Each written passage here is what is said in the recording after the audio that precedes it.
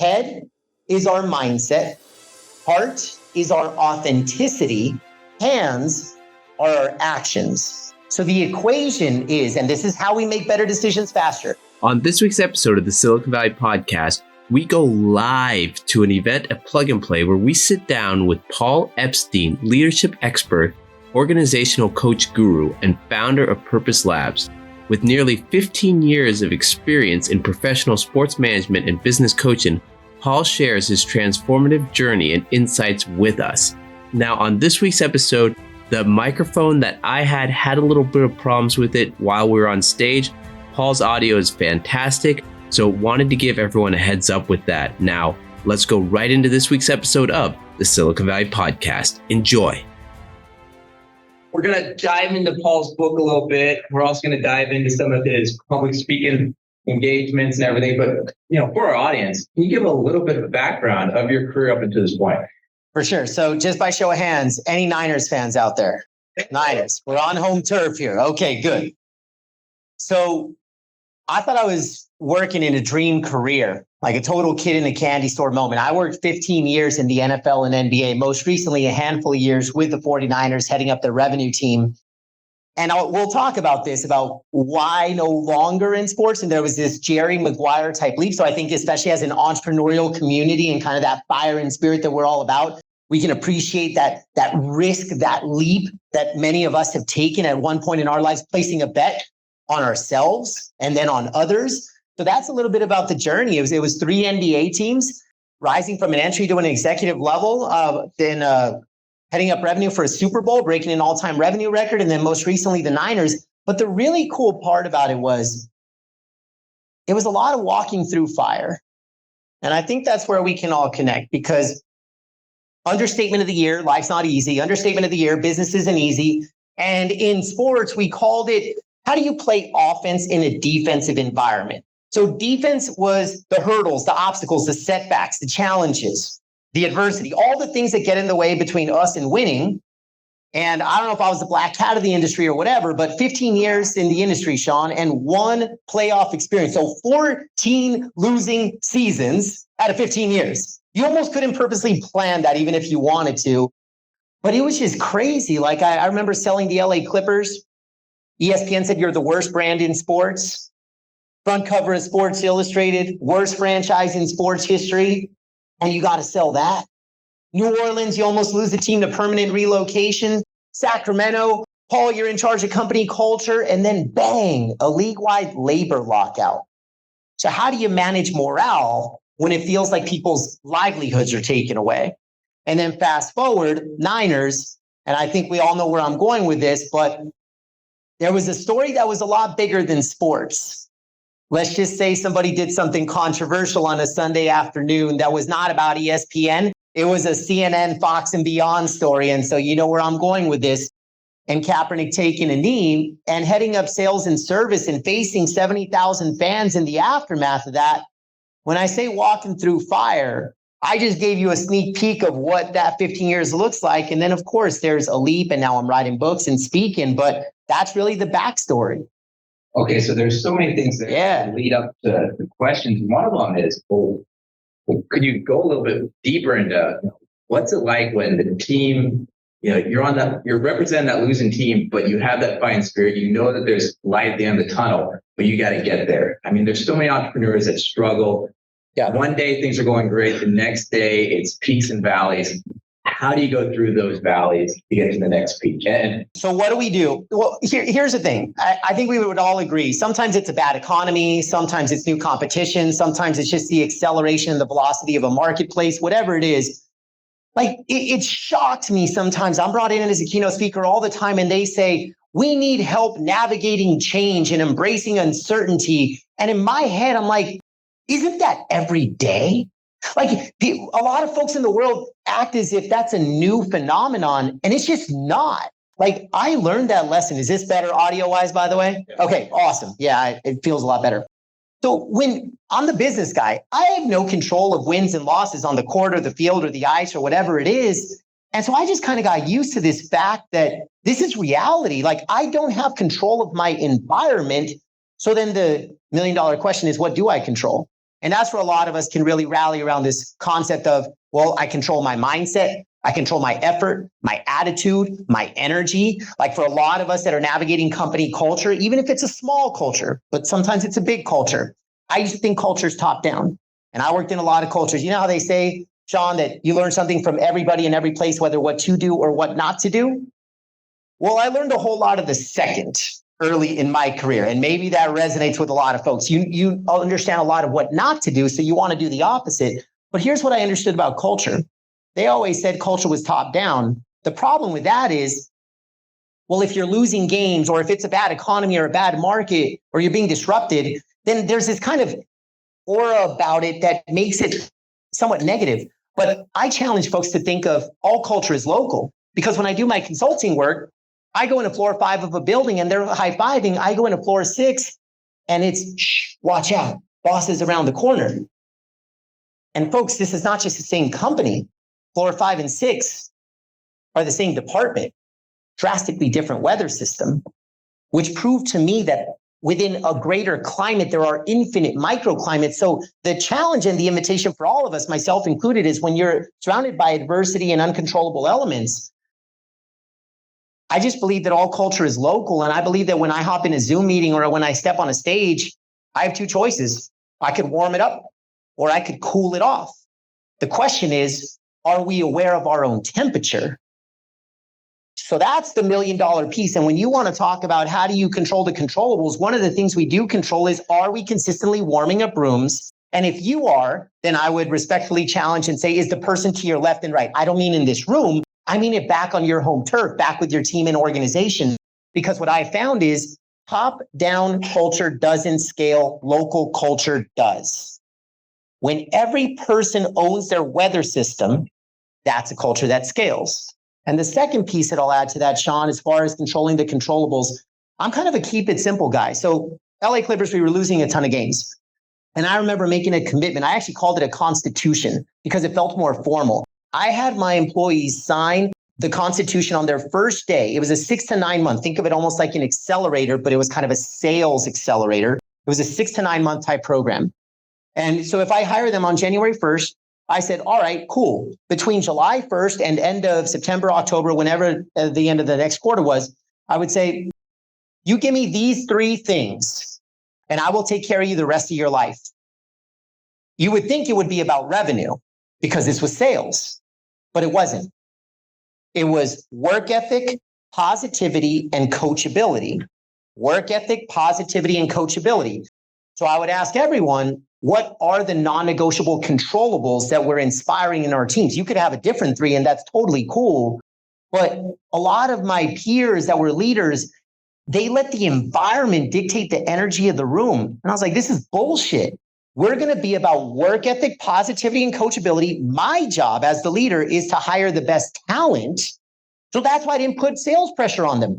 If you're not able to sell, then I made the bad hire, but you cannot not work hard. You cannot have a negative attitude. You cannot not be coachable. You give me those 3 things. I have lifelong friends. It did not work out in sales for many of them, but I kept my word of just wanting to be an ambassador for the rest of their career. And I think that's something we can all embody, is owning whatever those controllables are that are non-negotiable for us.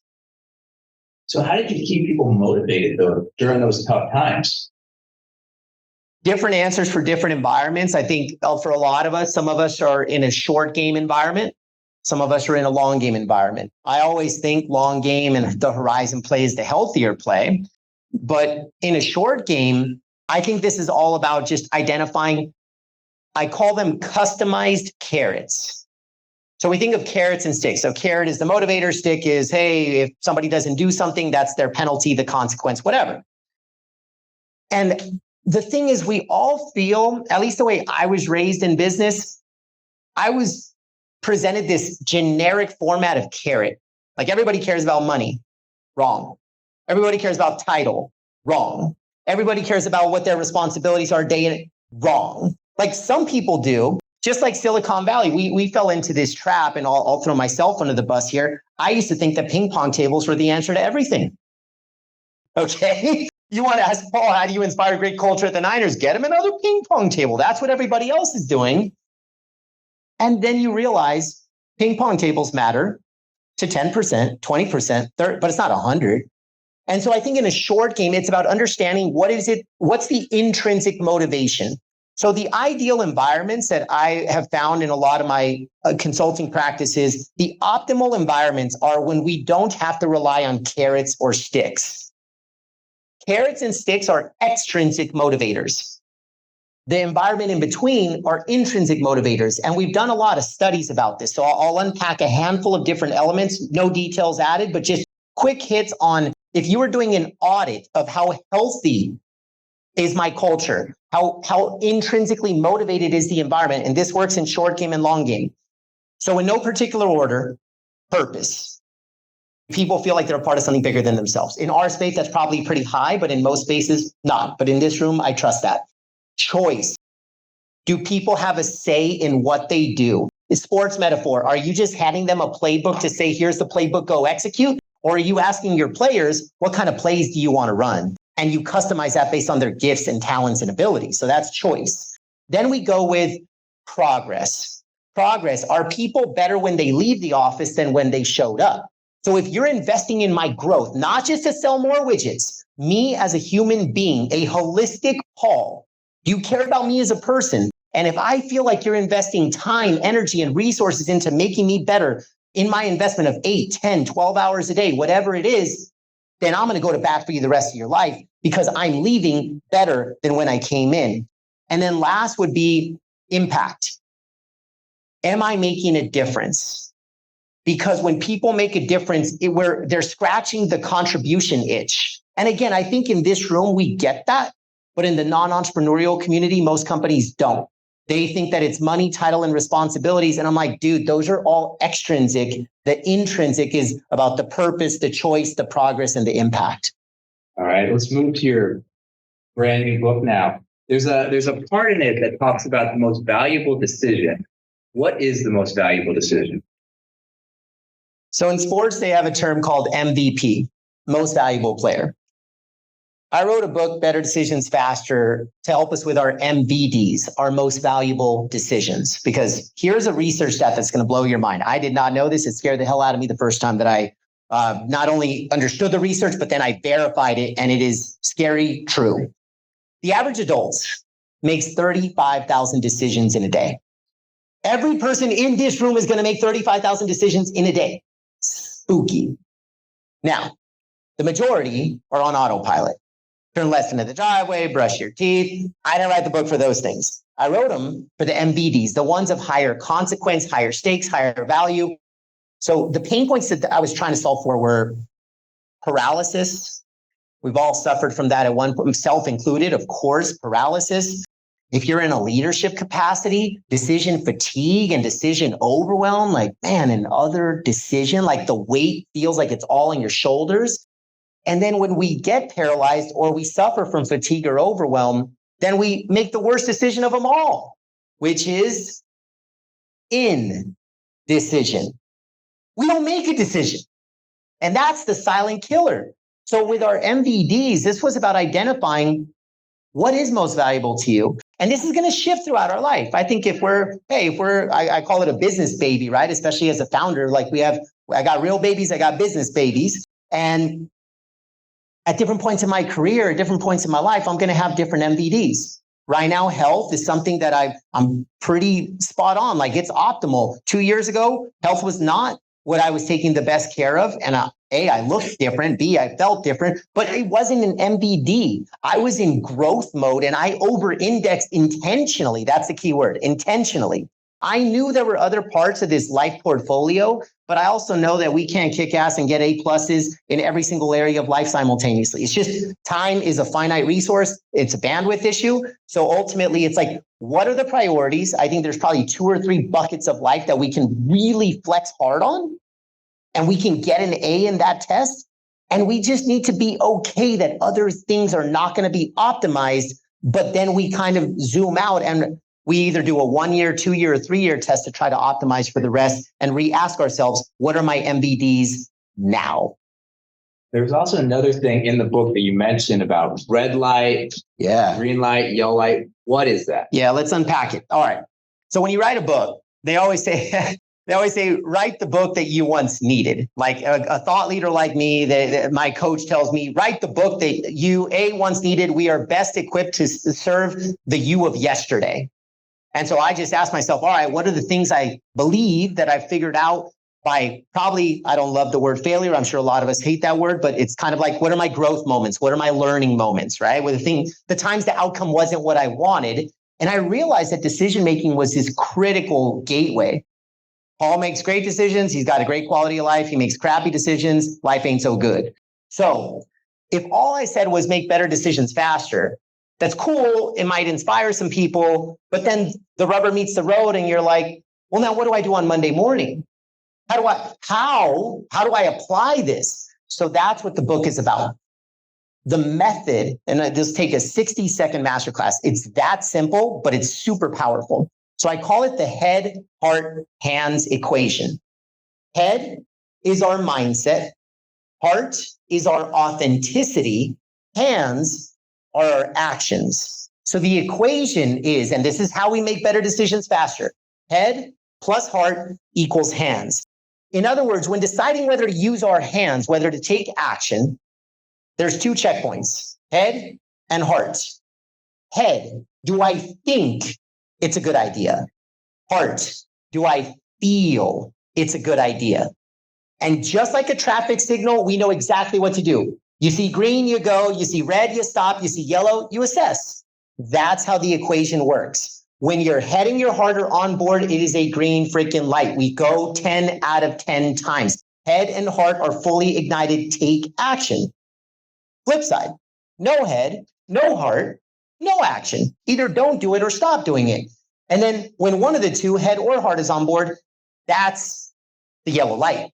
And that's where we got to solve for the gap. So when I write a book like Better Decisions Faster and I share the playbook, it's to fill our business and our lives and our careers and our health and our relationships with an abundance of green lights. It's to raise awareness so that we stop running reds. And then last but not least, the messy middle of yellow, which is going to be about 80% of our hard decisions. That's why I wrote the playbook. It's to navigate and conquer the messy middle of yellow. Can you give us some possible examples of these decisions? And I'm also curious, how'd you get the nickname the Why Coach? Yeah, well, let's separate those. We'll get to Why Coach after. So green, yellow, red. Which color do you want me to start with? I'll ask. The yellow, the hard stuff. Let's just hang out in yellow. Look, thank you for saying that, by the way, because the reality is greens and reds are about awareness. You don't need to open the pages to know, okay, Paul, got it. Head and heart on board, green light, take action. And then the opposite, oh gosh, thanks for making me aware of my reds. I'm not going to do that anymore. Let's talk about the two types of yellow. Couple insights that I've learned about yellow. Partly through writing the book, through applying it, and then the feedback that you get once the marketplace actually gives you feedback. I think it's been out 2 or 3 weeks, and I've already received an abundance of feedback, primarily with the yellow lights. Okay, there's a good yellow and a bad yellow. So if I was to ask you in the audience right now, which is more likely to change week to week, month to month, year to year, your head or your heart? Which is going to change? Heart. You think your heart? I'm hearing a lot of head. Head, raise your hand. Head. All right. Heart, raise your hand. Okay. All right. 80, 20, 90, 10, all good. So in this case, respectfully, I'm going to go with the majority. I'm not going to wake up with a different heart tomorrow, but I can try to solve for some head gaps, as I'll call them. So if your heart is unlikely to change in this example, then that is a yellow that's never going to be a green. Never. Because your heart's never going to join for the party. I don't like dead end yellows. I like yellows that can potentially transform into greens. So here's an example of the bad yellow. So I used to run big sales teams, and I think this example works for relationships of any kind. It certainly works in the entrepreneurial space. For me, I was running big sales teams. Okay. So in the sales space, you often have a top producer, a top performer. They sell the most widgets. So your head loves them because they generate numbers. It's sexy in Excel. CFO is happy. And you've got goals and expectations and metrics and KPIs and OKRs and quotas. And so your head says, keep them. But sometimes they're not the easiest to work with. Very common. So your heart knows they're not a keeper. Keep them, not a keeper. And so in my case, I'm managing a lot of pains in the you know what in certain environments. And I'm like, man, this person's impossible, but they sell. So my head kept them. TikTok, 1 year, 2 years, 3 years go by. Now my culture's all messed up. And now I've got engagement problems. My best people are leaving because they're like, oh, boss tolerates this. So now I got retention problems. And the marketplace hears about this. So now I got recruiting problems. And the reality is those are just symptoms of yellow lights. I was making yellow light decisions, head on board. Heart was never going to be on board in these scenarios. And the domino effects were a silent killer because it just permeated. And this yellow is more deadly than a red. Because at least the red, snap your fingers, decisions made, it's done. This yellow, you bleed out. It's like death by 1,000 cuts, right? So that's the bad yellow. The heart yellow, which I'll be super quick with, it's not common where our heart is a hell yes about something. So when your heart is on board, my recommendation is stay in that fight. It's so rare when you're a hell yes in your heart. I believe literally leading from the heart has become a forgotten art. That's something that I'm always talking about. It has become a forgotten art in our space of business. We think we go, we do. It's a lot of head, it's a lot of hands. And often I'm guilty of this too. I wrote this book so I would stop ignoring my heart. I wrote this book so I wouldn't bypass this feel that I have. What's authentic? What's my truth? And people also ask me, where does gut fall into the head, heart, hands? Well, gut is largely a feeling and heart is the feeling. And so a lot of us we call it great intuition, great gut, great all that. And I believe that that's the power of checking in with our heart. Last quick comment on this, Sean, and then actually, go ahead. Stay on that even further. What happens when you're in a situation, say sales, but you have to onboard that difficult client? You know you have to work with them, but your heart's saying no. Are you the boss or you're just front lines? Like you're the service person in charge of this potentially painful client? You're the account executive. Yeah. The boss says you have to work with them. Yeah. Okay. In this case, if I'm the AE, I'm the account executive, and I know for whatever data points I already have, I already know this person's going to be a pain in the, you know what, maybe they got transferred to me by somebody that I know and trust. Okay. Well, in this case, we're like, all right, I already know this client is a red or a yellow.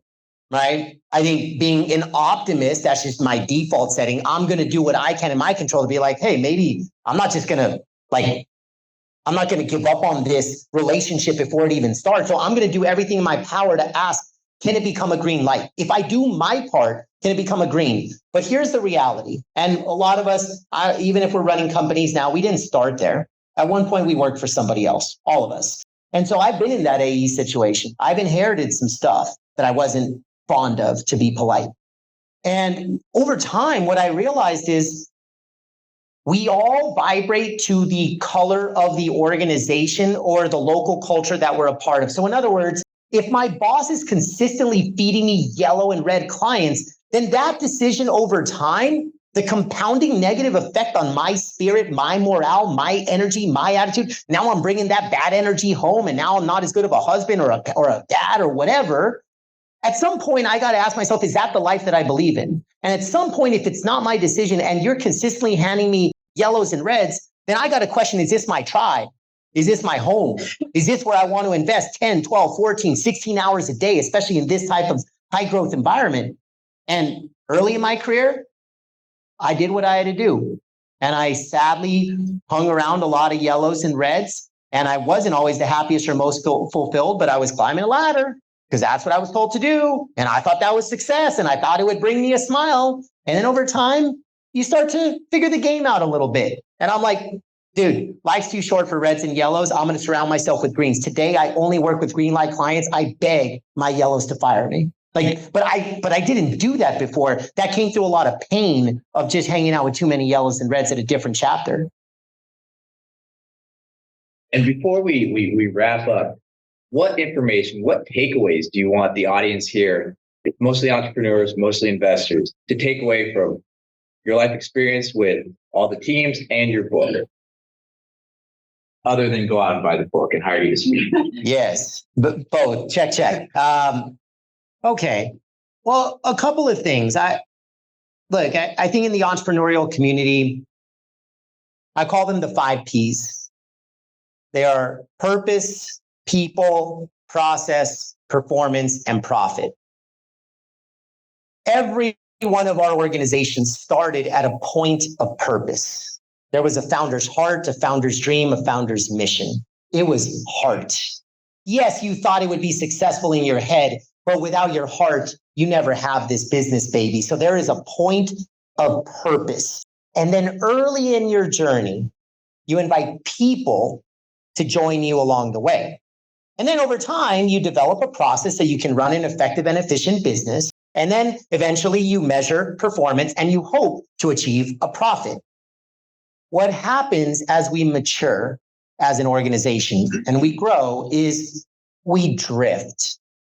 We drift from those original 2 Ps, not because we're bad people, but because we're busy growing and scaling.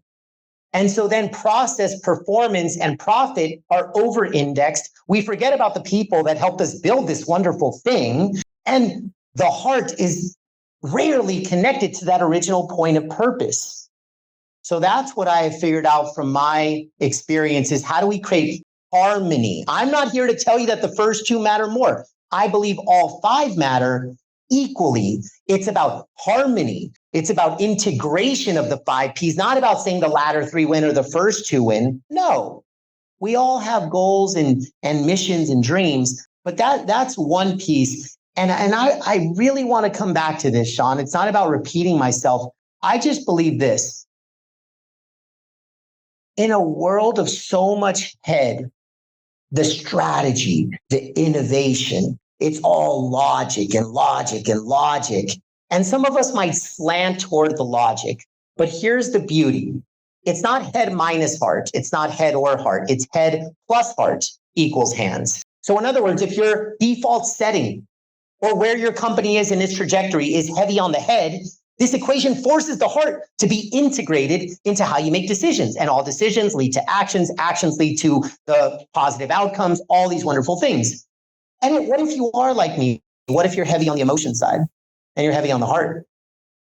Well, this is my check that, Paul, you need to go to the data. You need to surround yourself with people that might be wired differently. Otherwise, we're going to be all heart or all head. So I just want to invite everybody to think of like sports metaphor. There's a locker room. You have a locker room. You have a team. It might be a 1-person locker room, a 2-person locker room, a 20, a 200, or a 2,000-person locker room, but you got a locker room. That's for sure.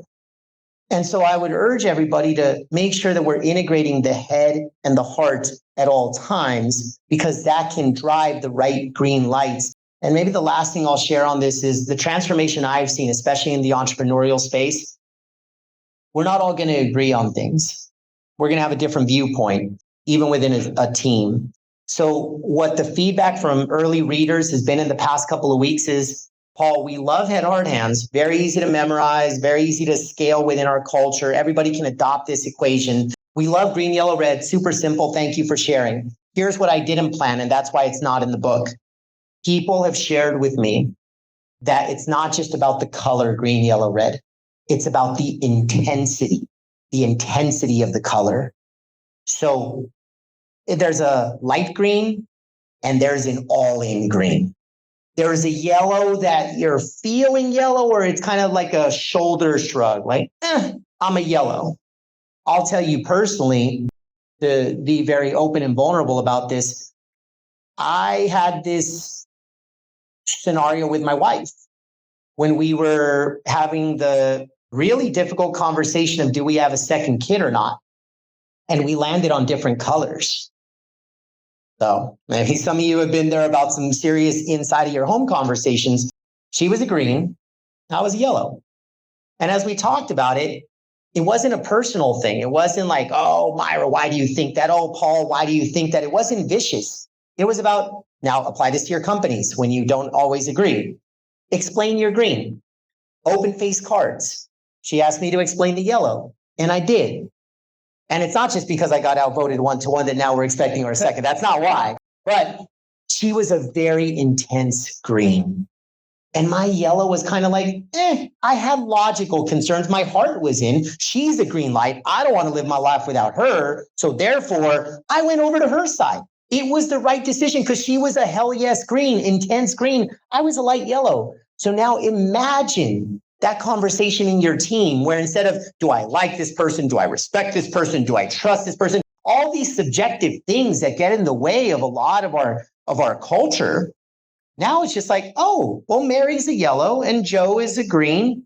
Let's talk about that. Oh, it's a marketing decision. My CMO is a strong green. Everybody else is kind of a yellow. Well, let's roll. Because now we're not disagreeing. We're just having empathy for the other person. We're building connection and camaraderie and trust. And I think that's the thing that I wish I had known before I finished writing the book, because the intensity of the color matters as much as the color. And I believe that if we all apply the head, heart, hands equation in our business, it's not just going to help us in business. As entrepreneurs, we know that we are only as good as who we holistically are. I believe health, relationships, our time management, our prioritization, all of those things benefit. I'm a better parent because of applying this, even though I thought it was mainly a work thing. And Paul, if anyone wants to order your book or get in touch with you for speaking opportunities, what's the best way to go about doing that? For sure. So all things paulepsteinspeaks.com. That's the website. That is the hub. That is the home. Of course, I welcome any invitation to create positive impact in your organization. And then the book is on a little website called Amazon. Okay. So here's my ask though. I care about one thing more than how many people buy the book. I care about how many people use the book. If you told me that this book is going to be used by more than buy it, I would sign up for that impact 1 million out of 1 million times. So if you use it and if it helps you, my one ask, and this is my algorithm God ask, leave a review on however you used it, however it benefited you, however it helped your life, because that's the biggest green light that you could give me. All right. With that, let's give a round of applause. Paul,